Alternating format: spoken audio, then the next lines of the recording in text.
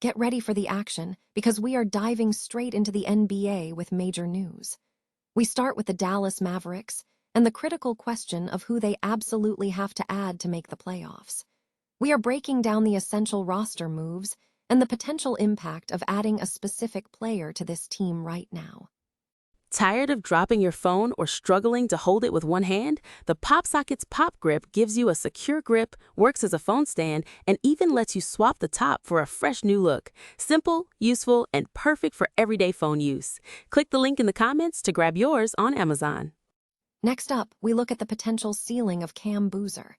We examine how the NBA draft prospect status is potentially limiting his future potential with the Mavericks and what that means for their long-term plans.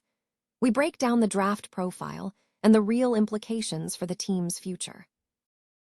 Now, let's talk about the Dallas Mavericks and the controversial decision regarding Max Christie. We explore why paying for treating a player like an untouchable asset might be a mistake, looking at his recent performance and the potential trade options the front office missed out on. Finally, we shift gears to inspiration as Jason Kidd reflects on his journey.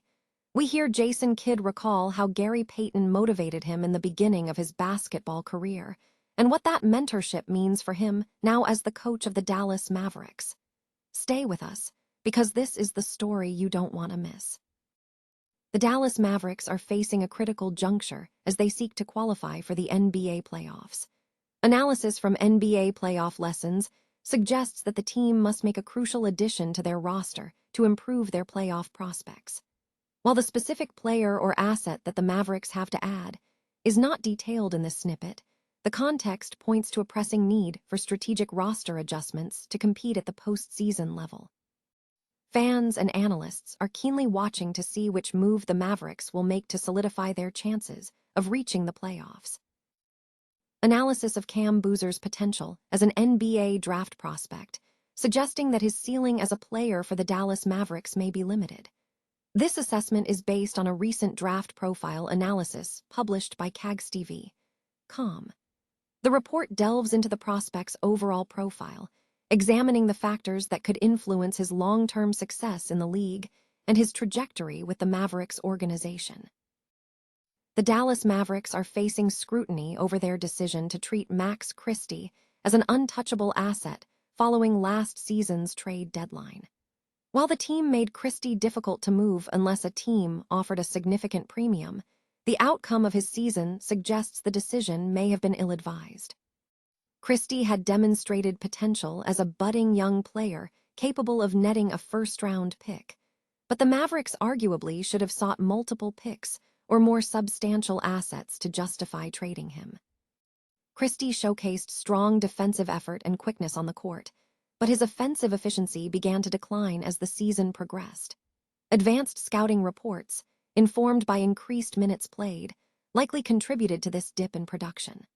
The latter part of the season was particularly challenging, marked by poor shooting percentages from the perimeter, including just 30% from downtown in February and 35.6% from outside in March. While playing alongside a prolific scorer like Kyrie Irving could have provided better opportunities, his ceiling as a three-level scorer appeared limited. The analysis suggests the Mavericks may have overlooked potential trade packages. There were no significant packages leaked around the deadline, indicating the front office may not have fully grasped the market value of Christie. With newfound financial flexibility stemming from the Anthony Davis trade, the team now has the resources to pursue a more dynamic two-guard for the summer.